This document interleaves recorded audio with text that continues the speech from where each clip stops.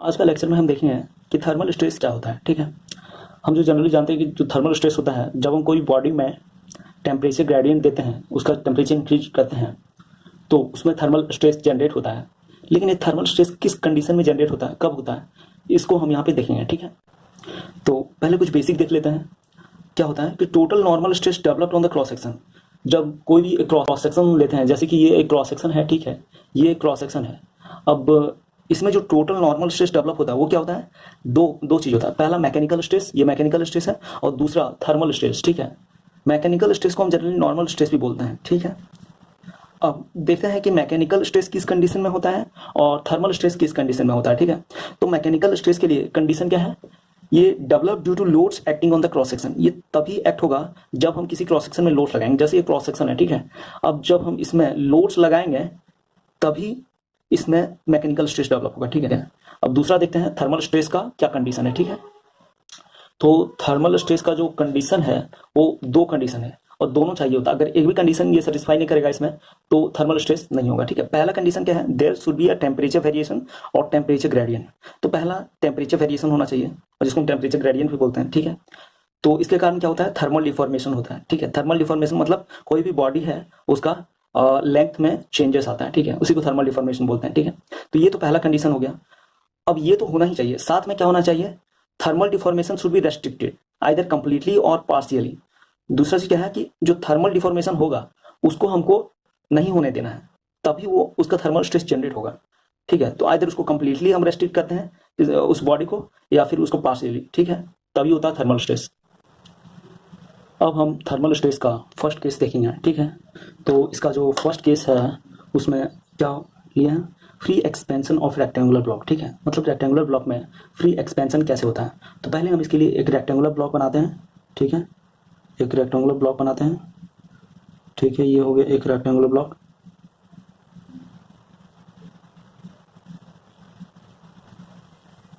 ये एक rectangular block हो गया। ठीक है, अब इसमें जब टेम्परेचर वेरी करेगा, ठीक है, टेम्परेचर हम इसमें अगर बढ़ाएंगे तो इसका डिफॉर्मेशन कैसे होगा, हम उसको भी यहाँ पे फिगर बना लेते हैं। ठीक है, तो डिफॉर्मेशन का केस जब होगा तब इसका कैसे होगा, ये हो गया। ठीक है, और ये यहाँ से ये बढ़ गया। ठीक है, और फिर ये हो गया और फिर इस तरह से हम इसको बना लेंगे।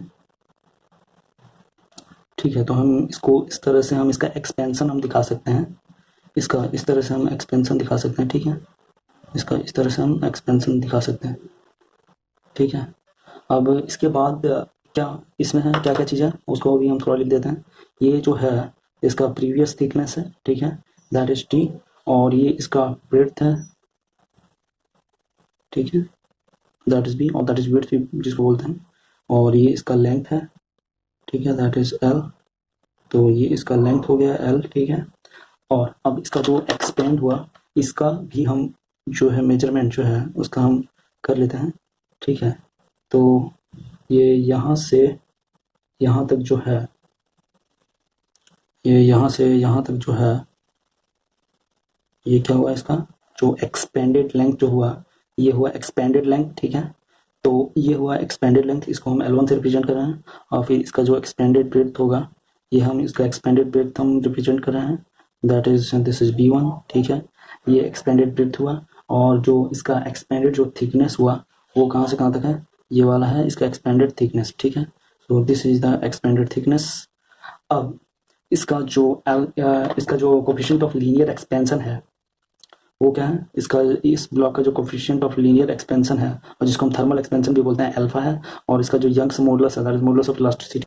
अब इसका हम कोऑर्डिनेट देखते हैं। कोऑर्डिनेट तो इसमें क्या है, इसको हम एक्स एक्सिस मान लेते हैं, इसको हम एक्स एक्सिस मान लेते हैं, इसको वाई एक्सिस मान लेते हैं। ठीक है, इसको वाई एक्सिस मान लेते हैं और इसको जेड एक्सिस मान लेते हैं। ठीक है, इसको हम जेड एक्सिस मान लिए। ठीक है, और इसका जो डिफॉर्म शेप ऑफ ये क्या है, ये है deform shape of the block due to temperature rise of delta T. This is deformed, this is deformed shape of the block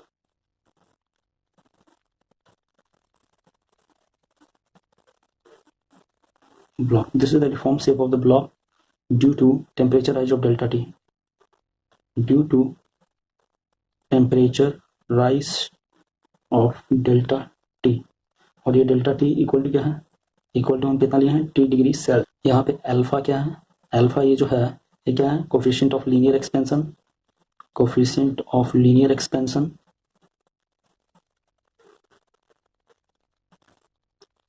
और कोफिशिएंट ऑफ थर्मल एक्सपेंशन भी बोलते हैं इसको, कोफिशिएंट ऑफ थर्मल एक्सपेंशन भी बोलते हैं, ठीक है।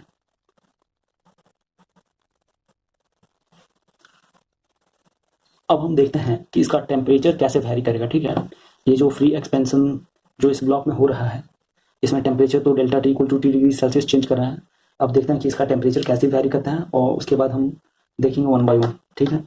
तो सबसे पहले हम देखते हैं इसका जब यूनिफॉर्म चेंज इन टेम्परेचर होगा, तो पहले हम टेम्परेचर वेरिएशन डायग्राम बनाते हैं, ठीक है। टेम्परेचर वेरिएशन डायग्राम इसका बनाते हैं। तो पहला तो ये हो गया, दिस इज ये ए हो गया और ये बी हो गया, ठीक है। और जो मतलब ये ब्लॉक मान लेते हैं, ये ब्लॉक है, ठीक है। तो ये क्या है, ये टेम्परेचर का ग्राफ है, ठीक है। यहाँ पे जो है ये हो रहा है T degree Celsius, T degree Celsius से इंक्रीज पहले भी हो रहा था, और यहाँ पे भी टी डिग्री सेल्सियस से इंक्रीज हो रहा है, ठीक है। और ये एक्स एक्स हो गया, this is the X X, this is the X X, okay.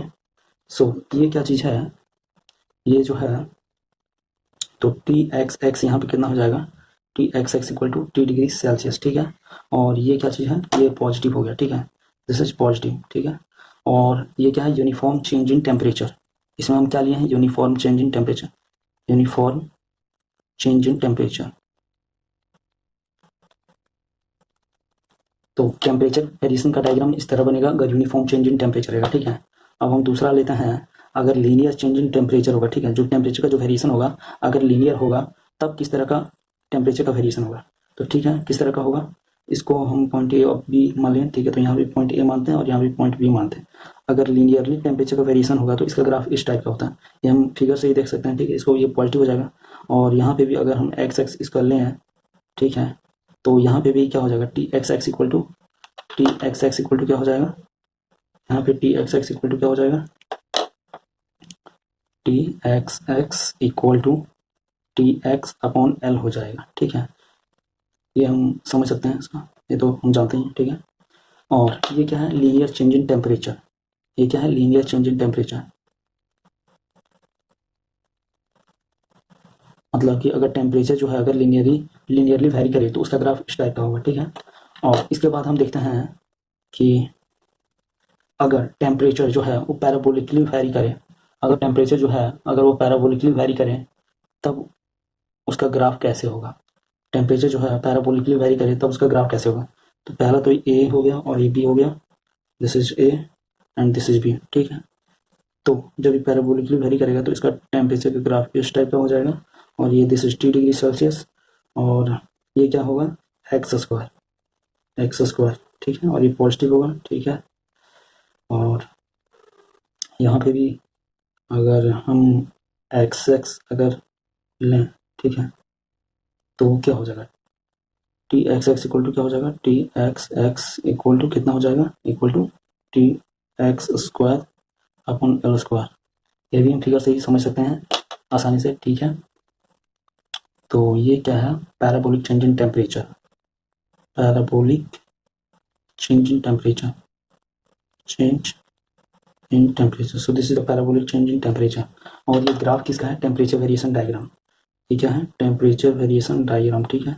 ये क्या है, temperature variation diagram, temperature variation diagram, ठीक है।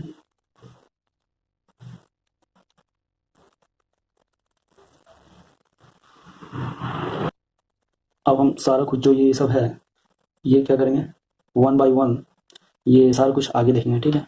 तो ये T X X equal to तो हम यहाँ देख लिए हैं कि टी डिग्री सेल्सियस है, और यहाँ से यहाँ तक क्या हो जाएगा, ये एक्स हो जाएगा, ठीक। अब यहाँ पे हम क्या किए हैं कि यूनिफॉर्म चेंज इन टेम्परेचर का ग्राफ बना लिए हैं, ठीक है। ये यूनिफॉर्म चेंज इन टेम्परेचर जो अभी हम देखें, ठीक है। तो अब ये क्या है, ये एक्स एक्स है, ये हम डेल्टा एक्स ले लिए, ठीक है। एक स्ट्रिप यहाँ पे ले लिए हैं, यहाँ पे एक स्ट्रिप ले लिए, ठीक है। तो इसका डेल्टा जो यहाँ पे जो डेल्टा टी है वो हम क्या मान रहे हैं, टी डिग्री सेल्सियस, ठीक है। तो यहाँ पे डेल्टा एल स्ट्रिप कितना हो जाएगा, डेल्टा एल स्ट्रिप जो है STRIP, जो मतलब ये जो स्ट्रिप है इसका चेंज इन लेंथ कितना होगा अगर टेम्परेचर वैरी करेगा तो क्या होगा, इक्वल टू अल्फा TXX, जितना ज़्यादा टेम्परेचर रहेगा और फिर DX। ठीक है, तो मतलब क्या हुआ कि ये डायरेक्टली प्रोपोर्शनल टू होता है चेंज इन टेम्परेचर, ठीक है, and directly proportional to DX ये, ठीक है। और ये क्या होता है, इक्वल टू अल्फा, यहाँ पे हम लगा देते हैं। अल्फा क्या है, कोफिशिएंट ऑफ थर्मल एक्सपेंशन, ये कांस्टेंट होता है। यहाँ पे हम पहले ही देखें कि अल्फा क्या है, कोफिशिएंट ऑफ थर्मल एक्सपेंशन, और इसको कोफिशिएंट ऑफ लीनियर एक्सपेंशन भी बोलते हैं, ठीक है। तो अब डेल्टा एल ये हो गया, ठीक है। अब डेल्टा एल टोटल क्या होगा, ये तो एक स्ट्रिप के लिए है। अब डेल्टा एल टोटल क्या होगा, डेल्टा एल टोटल जो है ये क्या होगा, equal to integration of 0 to L, ठीक है। क्योंकि यहाँ से यहाँ तक का जो लेंथ है, जो पूरा जो ब्लॉक का जो लेंथ है वो क्या है, मेरा L है, ठीक है। तो 0 to L delta L of strip, ठीक है, यही हो जाएगा। इक्वल टू क्या हो जाएगा, इक्वल टू हो जाएगा integration of 0 to L alpha TXX DX, ठीक है। अब इक्वल टू क्या हो जाएगा, अल्फा तो बाहर निकल जाएगा, 0 टू L TX DX, ठीक है। Therefore for uniform change in temperature क्या होगा, for uniform change in temperature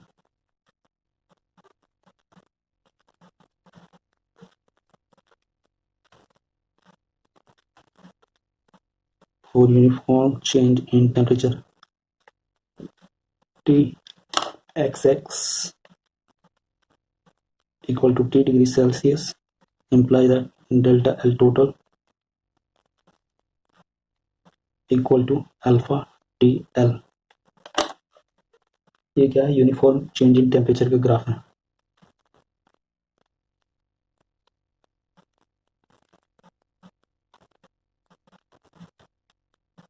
अब हम और भी ग्राफ यहाँ पे हम देखे थे। तो ये हो गया for uniform change in temperature के लिए डेल्टा एल, ठीक है। Now for linear change in temperature, ठीक है, for linear change in temperature ये सब ग्राफ अभी हम देखे थे कि लीनियर चेंज इन टेम्परेचर का ग्राफ इस तरह का होता है और पैराबोलिक चेंज इन टेम्परेचर का ग्राफ इस तरह से होता है, ठीक है। अब देखते हैं for linear change in temperature, for linear change in temperature, ठीक है। तो इसके लिए क्या हो जाएगा, इसके लिए क्या होता है, TXX equal to TX upon L, ये TX अपॉन L, ये जो है TX अपॉन L होता है, ठीक है। तो इम्प्लाई दैट इसके लिए डेल्टा L टोटल क्या हो जाएगा,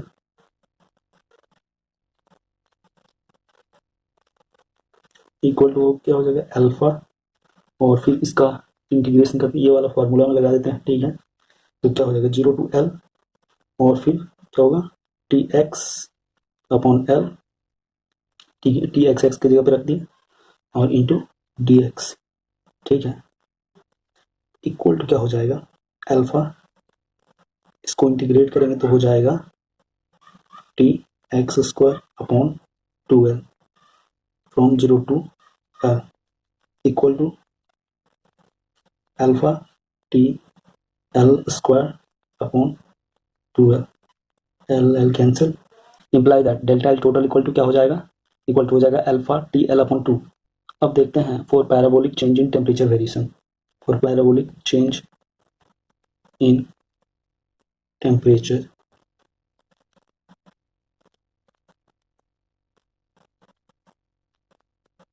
तो क्या हो जाएगा, इसमें TXX इक्वल टू क्या होता है, ये इसका ग्राफ है। TXX इक्वल टू क्या होता है, TX square upon L square, ठीक है, ये हम पहले देख लिए। Imply that delta L total क्या हो जाएगा, equal to alpha 0 to L TX square upon L square DX equal to alpha, and this will be TXQ upon 3L square from 0 to L equal to alpha TLQ upon 3L square, L square cancel हो जाएगा।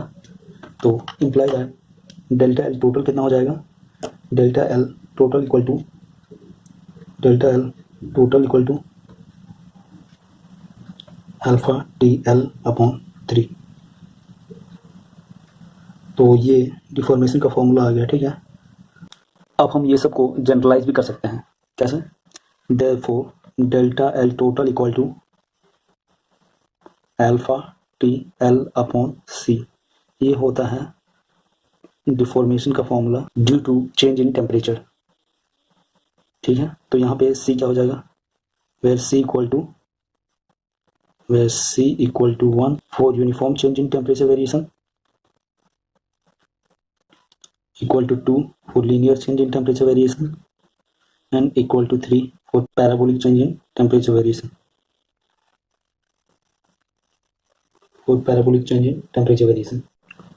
अब हम देखते हैं strain in three direction. Strain in three direction क्या हो जाएगा?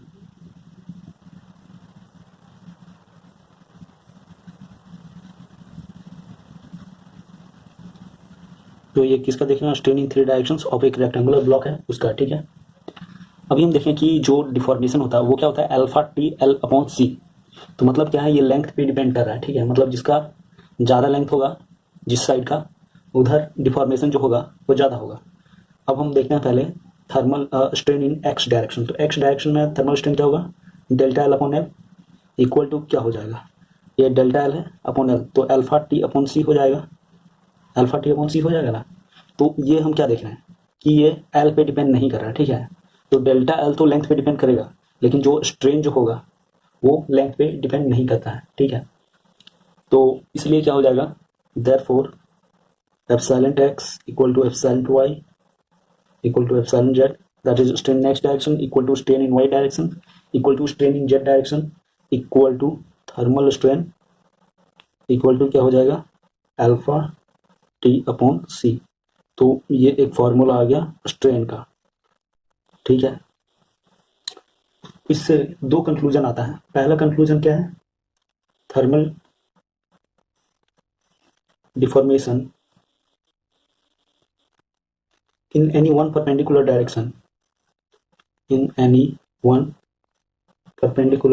direction depends only on the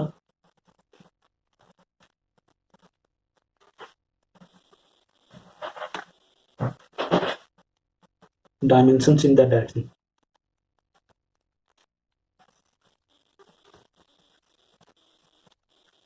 That is, क्या मतलब होगा? Independent, it is independent of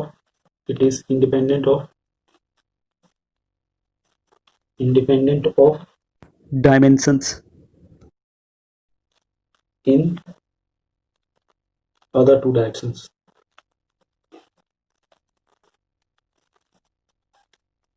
और दूसरा कंक्लूजन क्या है? तो ये तो हो गया थर्मल डिफॉर्मेशन का, लेकिन जो थर्मल स्ट्रेन होता है वो क्या होता है? थर्मल स्ट्रेन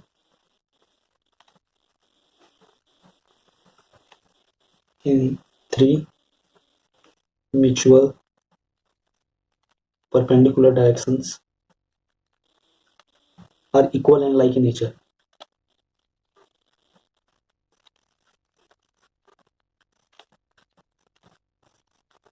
तो कैसा होगा? इक्वल होगा और लाइक इन नेचर।